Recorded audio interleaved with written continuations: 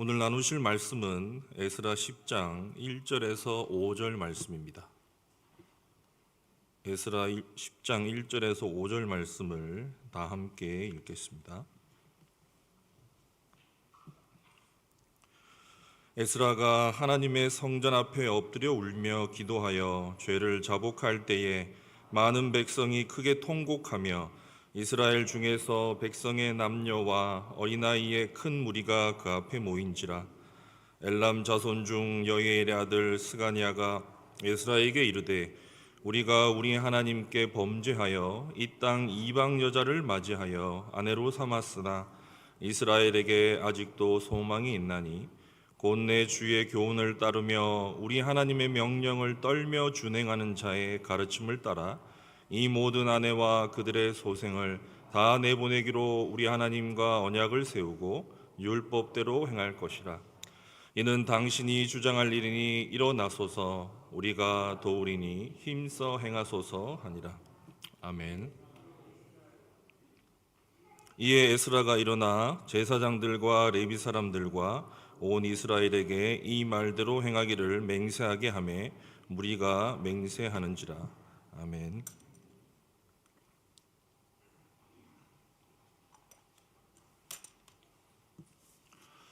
인간은 시간적인 존재입니다. 과거, 현재, 미래의 시간의 흐름 안에 우리는 살아가죠. 그래서 이미 지나간 과거라도 굉장히 소중합니다. 현재는 과거의 결과이기 때문입니다. 그러나 동시에 과거가 영광이든지 수치든지 성공이든지 실패든지 우리가 과거에 붙들리거나 갇혀버리면 현실을 직시하지도 못하고 미래로 나아가지도 못합니다. 교회와 성도는 과거의 영광과 수치에 연연하지 말아야만 합니다.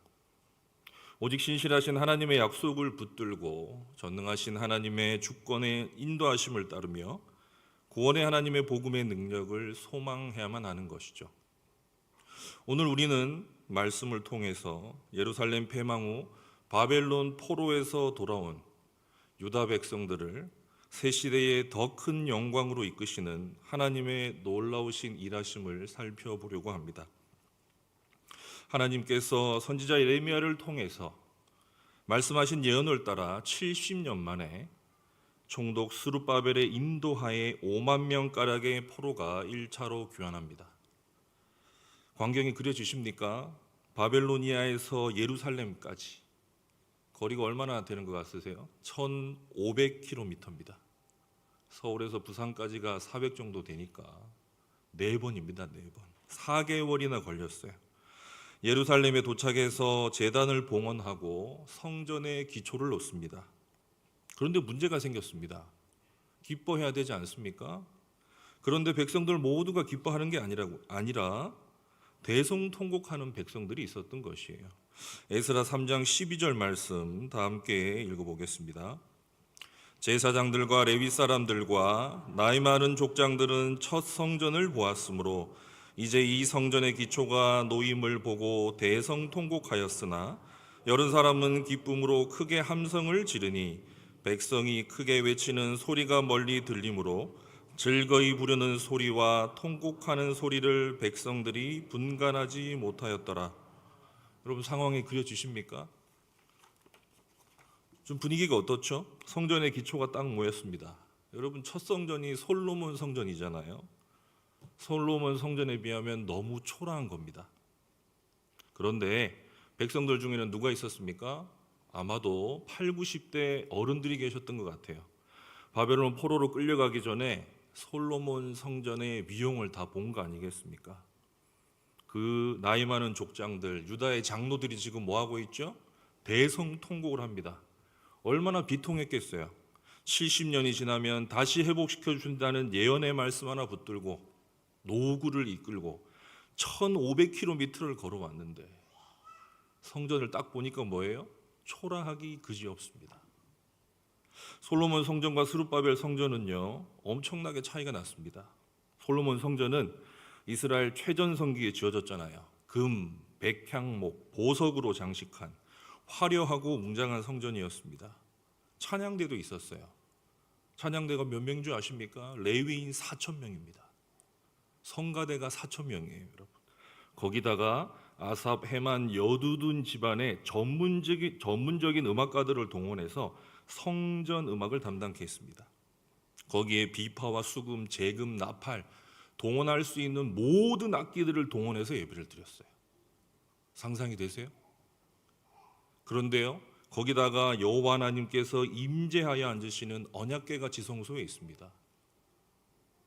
장로님들이 이걸 봤단 말이에요. 스룹바벨 성전은 어떻습니까? 포로 생활 하다가 인제 왔는데 그 광야를 걸어가지고 인도하는데 무슨 돈이 있어요? 금도 없고 백향목도 없습니다. 내부에 들어가는 기물들도 부족해가지고요, 너무 초라하기 그지없었어요. 찬양대도 꾸려졌지만 여러분 40분의 1밖에 되지 않습니다. 결정적으로 스룹바벨 성전에는 뭐가 없죠? 여호와의 언약궤가 없습니다. 왜요? 예루살렘이 멸망할 때 언약궤가 유실됐거든요. 하나님의 성전의 지성소에 언약궤가 없단 말입니다. 얼마나 장로들이 비통했겠습니까? 다시 회복시켜 주시겠다는 말씀에 기대하면서 수십 년을 살았는데 돌아왔는데 왕도 없습니다, 여러분. 유다 지파지만 스룹바벨은요, 페르시아에 소속된 식민지 총독 아닙니까? 땅도 보잘것이 없습니다. 12지파 다 가나안 땅 전체 기대하지도 않아요. 예루살렘, 유다 조금입니다. 이방 잡족속들이 약속의 땅을 다 차지해서는요, 온갖 방해를 하고 있어요. 심지어 성전마저 이렇게 초라하다니 도대체 하나님은 무엇을 회복시켜 주시겠단 말인가? 여호와는 과연 신실하신가? 백성들이 의심에 빠지고요, 세상 욕심에 빠집니다. 터만 놓고 16년간 성전을 짓지를 않아요. 여호와 하나님께서 백성들의 마음을 꿰뚫어 보시고 학계 선지자를 통해서 성전 재건을 촉구하는 설교를 하게 하십니다. 그 설교 속에서 하나님께서 놀라운 비전을 보여주시죠. 학계의 2장 3절과 2장 9절 말씀을 다 함께 읽어보겠습니다. 너희 가운데 남아있는 자 중에서 이 성전의 이전 영광을 본 자가 누구냐? 이제 이것이 너희에게 어떻게 보이느냐? 이것이 너희 눈에 보잘것없지 아니하냐? 이 성전의 나중 영광이 이전 영광보다 크리라. 만군의 여호와의 말이니라. 내가 이곳에 평강을 주리라. 만군의 여호와의 말이리라. 얼마나 확실하게 약속하셨으면 2번 반복했습니다. 솔로몬 성전의 영광보다 스룹바벨 성전의 영광이 더 크답니다. 믿어지십니까? 백성들은요, 이 약속을 믿고 16년 만에 성전을 완공하게 됩니다. 별의별 일이 다 있었어요. 그리고 백성들이 많은 제물을 드리고 즐겁게 성전 봉헌식을 합니다. 그럼에도 불구하고 스룹바벨 성전은요, 외형적으로는 솔로몬 성전에 도무지 미치지 못합니다. 그렇다면 하나님은 거짓말하신 겁니까? 스룹바벨 성전의 영광이 더 크다면서요. 에스라 6장까지는 스룹바벨이 1차 귀환에서 성전을 짓는 내용입니다. 에스라 7장에서부터 그 유명한 에스라가 등장하죠. 에스라는 제사장과 레위인을 비롯한 백성들을 데리고 2차로 귀환합니다. 에스라가 누구냐? 대제사장 아론의 후손으로서 제사장이죠. 동시에 바벨론에서 율법을 연구하던 율법학자였습니다. 예수님이 오셨을 때 서기관이라고 부르는 그러한 사람들의 시초였죠. 모세의 율법에 얼마나 능통했든지 페르시아에서도 인정을 받았습니다. 유다 백성들은요, 에스라를 모세에 비견했습니다. 제2의 출애굽을 일으킨 자로.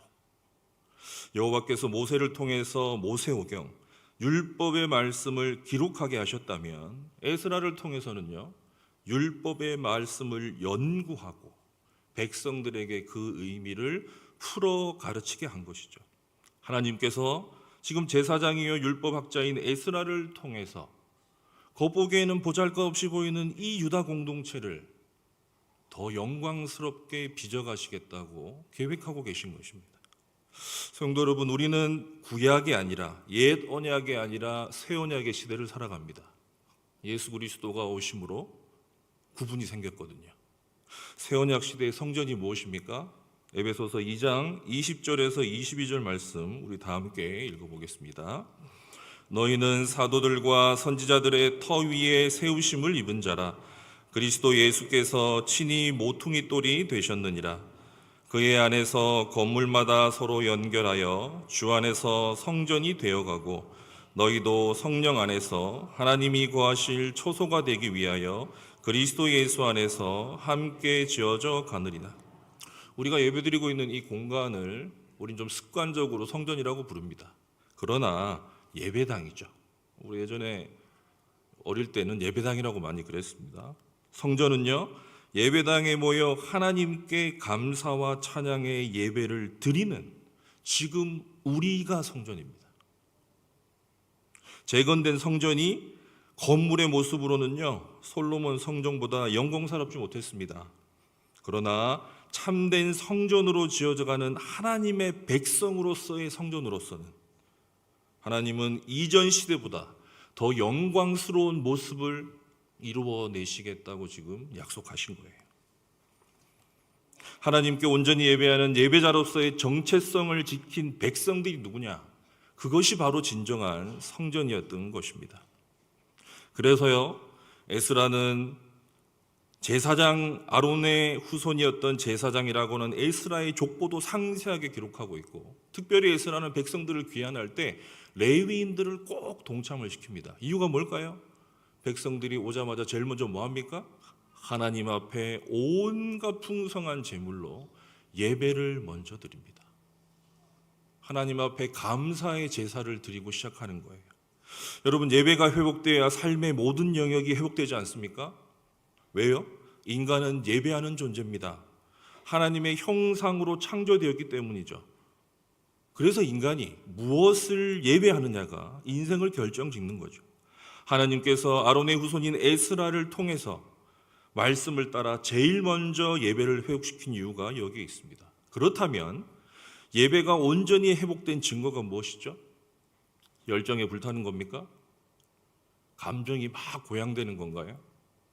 마음의 위안을 얻는 것입니까? 모두가 해당이 되겠지만 오늘 함께 읽은 말씀 이 10장 1절에서 5절에서 예배의 본질을 우리는 예배가 회복된 그 증거를 찾아볼 수가 있습니다. 예루살렘으로 귀환한 지 얼마가 되지 않았습니다. 그런데 에스라가 와서 백성들을 보니까요, 만만치가 않습니다. 얼마나 충격적인 죄악상이 있는지 에스라가 놀랐어요. 거룩한 하나님의 언약 백성들이 이방족 속의 여인과 혼인을 일삼았습니다. 우리가 너무 이스라엘 백성들이 이방 여인과 혼인하는 것이 대수롭지 않게 여기는 시대가 있다 보니까 별거 아닌 것 같지만 단순한 문제가 아니었습니다. 왜 그러냐면요, 율법이 금하는 이방 여인과의 혼인을 일삼은 사람들이 누구냐? 일반 백성들이 아니에요. 귀족들과 고위 관리들이었습니다. 제사장과 레위인들이었어요. 예배를 주관하는 사람들이 우상 숭배자를 아내로 받아들이고 율법으로 백성을 다스리는 지도자들이 우상 숭배자와 연합한 것입니다. 당시 결혼은요, 현대사회처럼 남녀 둘이서 짝짓는 게 아니죠. 가문과 가문이 연합해서 모든 경제적인 문화적인 것을 공유하는 것입니다. 유다 공동체 전체가 우상 숭배자들과 정치 경제적으로 종교 문화적으로 혼합되어 버린 것입니다. 어떤 일이 반복이 되었죠? 바벨론 포로로 끌려가게 됐던 그 심각한 범죄, 바로 유다의 조상들이 지었던 그 선조들의 죄악이 또 반복되었습니다. 여러분, 에스라가 넋이 나갔어요. 한글 번역에 뭐라고 되어 있습니까? 기가 찼답니다. 일반 백성들도 아니고 회복운동, 개혁운동을 함께 하자고 했던 지도자들이 모두 죄에 넘어졌거든요. 에스라가 넋을 잃고 주저앉아서 있는데 누가 찾아옵니까? 제사장이 찾아온 게 아닙니다. 에스라 9장 4절을 한번 다 같이 읽어보겠습니다. 이에 이스라엘의 하나님의 말씀으로 말미암아 떠는 자가 사로잡혔던 이 사람들의 죄 때문에 다 내게로 모였더라. 누가 왔다고요? 하나님의 말씀 앞에 떠는 자가 왔습니다. 얼마나 영적으로 민감합니까? 하나님이 지금 벌 내린 적이 없잖아요. 그런데 더 놀라운 건 무엇이에요? 이 사람들의 죄가 아닙니다. 자기들은 이방 여인과 혼인한 적이 없어요. 같은 유다 공동체 안에서 그것도 고위 관리들, 지도자들이 그러한 범죄를 저질렀는데 일반 백성들이 에스라를 찾아온 것입니다. 여러분, 여기서 우리는 하나를 발견할 수 있습니다. 예배가 회복되면 무엇이 달라집니까? 회개의 방식이 달라집니다. 하나님 앞에 나를 낮추는 회개가 달라지는 것이에요. 여러분, 이스라엘 백성들의 선조들의 회개는 어땠습니까? 사사시대 때 기억나십니까? 회개 초반에 사사들이 좀 멀쩡하고 백성들이 좀 영적으로 감각이 있을 때는 그래도 제대로 된 회개를 했죠. 기드온 사사 이후로 사사들이 막장이 되어가니까 백성들도 같이 막장이 되어갑니다. 여러분, 벌 주지 않으면 회개하지 않습니다. 이방 나라 데리고 와서 두들겨 패야 그제서야 뭐합니까? 하나님 살려주세요. 죽기 일보 직전입니다. 나중에는 어떻게 돼요? 그 회개도 형식적인 게 됩니다. 아, 여호와는 가서 눈물 흘리고 무릎 꿇고 제물 갖다 바치니까 다시 우리를 구해주는구나. 하나님을 거래의 대상으로 여겼죠. 그들의 회개가 완전히 타락했습니다. 그런데요, 이 백성들 보십시오. 하나님이 이방 족속 데려다가 때리신 적 없습니다. 역병 주신 적도 없어요. 하나님이 자연재해 준 것도 아닙니다. 그런데 이들의 양심이 하나님께서 치시기도 전에 그들의 영혼이 먼저 반응합니다. 그들의 양심이 하나님의 말씀에 민감하고 순전하게 지금 반응하고 있는 거예요. 이유가 무엇입니까? 형식적인 제사에 만족하지 않고 일상에서 하나님의 말씀을 묵상하고 적용했기 때문입니다. 하나님의 말씀 앞에 서는 삶을 규칙적으로 진지하게 실천했기 때문이에요. 여러분, 바벨론 포로기한이 불행입니까? 행복입니까? 성전 제사가 없어서 한편으로는 하나님의 임재를 제사를 통해 경험하지 못하지만 여호와 하나님께서 자신의 영으로 그들과 함께 바벨론에 가서 성전이 없는 그곳에서 말씀을 통하여서 하나님의 임재를 경험하는 그 놀라운 일이 바벨론에서 여러분 훈련되었던 것이죠. 그리고 여러분, 이들은 자신들의 죄만이 아니라 공동체 전체의 죄악을 자신들 것처럼 여기면서 함께 통하면서 공동체를 위해서 회개 기도를 합니다. 여러분, 공의회 공동체에 만연한 죄악, 뿌리 뽑히지 않는 죄악된 습관 때문에 기도해 보신 적이 있으십니까? 그것 때문에 가슴을 찢고 애통해 하십니까?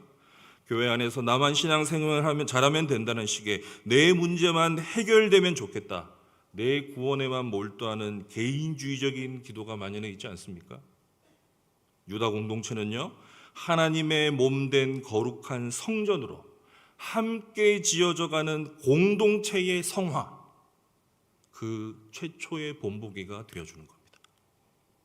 힘으로는 에스라가 하나님께 기도를 합니다. 백성들의 죄를 대신하여서 회개하죠. 9장에 나와 있는 긴 에스라의 기도를 보십시오.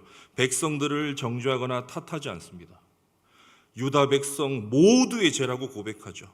하나님 앞에서 우리가 이스라엘 조상들의 죄를 반복했다고 고백합니다. 그러므로 의로우신 하나님 앞에 하나님의 은혜가 없이는 그 누구도 감히 설 수 없다. 인간의 전적인 타락과 무능력을 고백한 것이죠. 여러분, 에스라의 기도에 감동한 사람들을 시작으로 유다 공동체 안에 회개 운동이 일어납니다. 여러분, 에스라가 말로 가르쳤던 그 어떤 가르침보다 하나님 앞에 무릎을 꿇고 울며 회개하는 에스라의 모습이 더 큰 영향력을 낳았어요. 남녀를 가리지도 않고 수많은 백성이 울며 에스라의 기도에 동참했습니다. 10장 1절에 보면요, 놀랍죠? 어린 아이까지 몰려들었어요. 제가 어린이부 선생님들한테 살짝 아까 회의할 때 흘렸는데 상상해 보시겠습니까? 어린이 성도가 와서 에스라 선생님 힘내세요, 제가 함께 기도할게요. 아이라고 무시하시면 안 됩니다. 특별 새벽기도 곧 있는데 억지로 따라오는 아이도 있겠지만 그렇지 않은 아이도 있어요. 제가 봤거든요. 여러분, 이 회개를요, 제사장과 레위인과 관료들, 지도자들이 주도한 게 아니었습니다. 이 기도 운동을 백성들이, 성도들이 누구의 강요도 없이 자발적으로 회개의 자리에 나와서 이 기도 운동을 한 것이에요. 이렇게 이스라엘을 비롯한 유다 공동체가 자발적인 회개로 하나님 앞에 나갈 수 있었던 이유가 무엇이죠? 그들의 타락한 본성, 인간이 하나님 앞에 도무지 설 수도 없고 그 죄악들이 반복되는데도 불구하고 하나님께서 뭡니까? 하나님의 임재 앞으로 나올 수 있도록 은혜를 베풀어 주신 것에 대한 무한한 감사 때문입니다.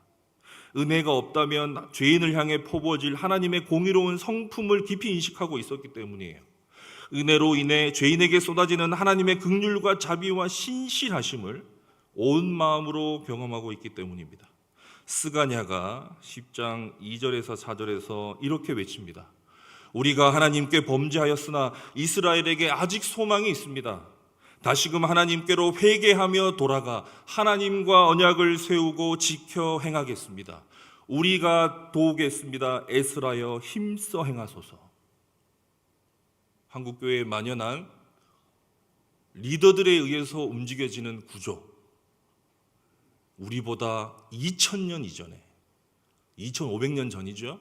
그 시절에 이미 모든 성도들이 밑에서부터 하나님 앞에 주체적인 예배자로 서서 회개운동이 일어났습니다. 귀환한 유다 백성들은요, 스룹바벨 성전의 외형을 보고 하나님의 신실하심을 의심했습니다. 하나님의 약속은 도대체 어디 있느냐 탄식했죠. 그러나 우리 하나님 여호와께서 맹세로 약속하신 말씀은 단 하나도 땅에 떨어지는 법이 없습니다. 왜 그럴까요? 선지자들을 통해서 예언하신 말씀이 유다 백성들에게 그대로 성취가 되었거든요. 마지막으로 에스겔 36장 24절에서 27절까지 우리 함께 읽어보겠습니다.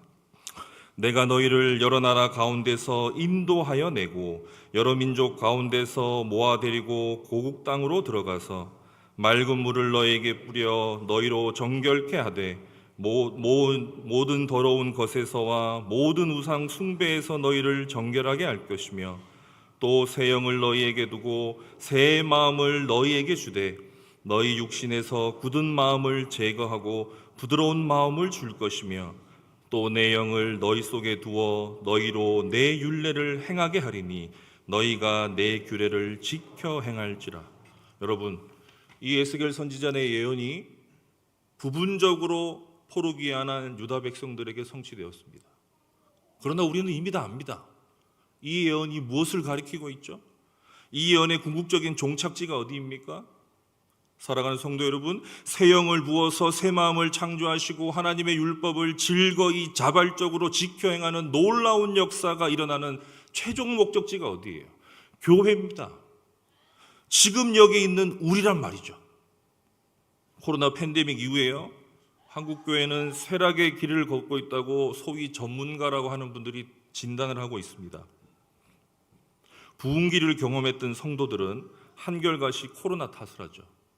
제가 지난주 이사를 하는데 운전하시던 분이 장로님이셨어요. 전주 모교회. 운전하고 오는 길에 30분 동안 코로나 욕을 얼마나 하시는지 몰라요. 코로나 때문에 전주 교회가 너무 힘들어졌다고. 네.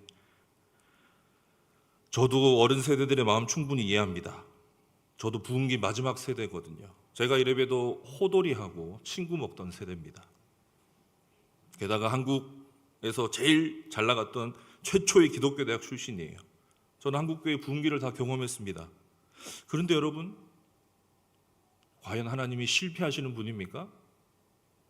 우리 눈에 볼 때 교회가 이렇게 위축되어 있고 세상으로부터 공격당하고 뭔가 우리가 아무것도 아닌 것처럼 느껴진다고 해서 하나님이 실패하시나요?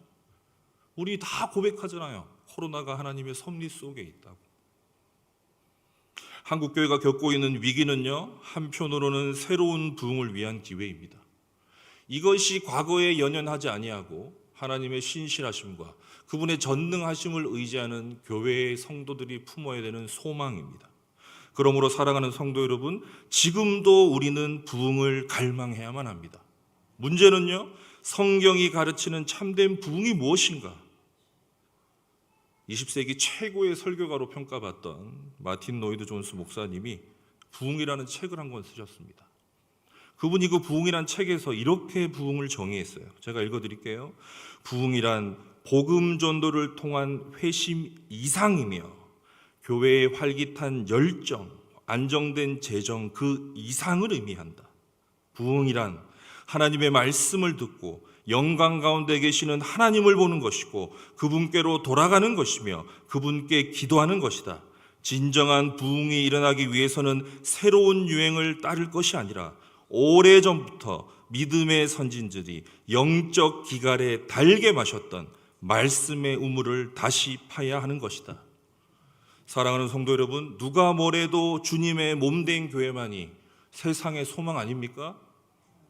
우리 모두 새로운 부흥을 소망합시다. 신실하신 여호와 하나님께서 우리 주 예수 그리스도의 죽음과 부활 위에 우리 동은교회를 전주에 세우셨잖아요. 그 하나님의 신실하심 우리 믿지 않습니까? 하나님께서 유다 공동체를 더 큰 영광으로 인도하신 것처럼 우리 동은교회도 우리가 상상하지 못하는 더 큰 영광으로 인도하실 것입니다. 교회를 소생시킬 비를 이미 준비하고 계시는 우리 하나님의 놀라운 은혜를 찬양하는 비 준비하시니 함께 찬양하겠습니다.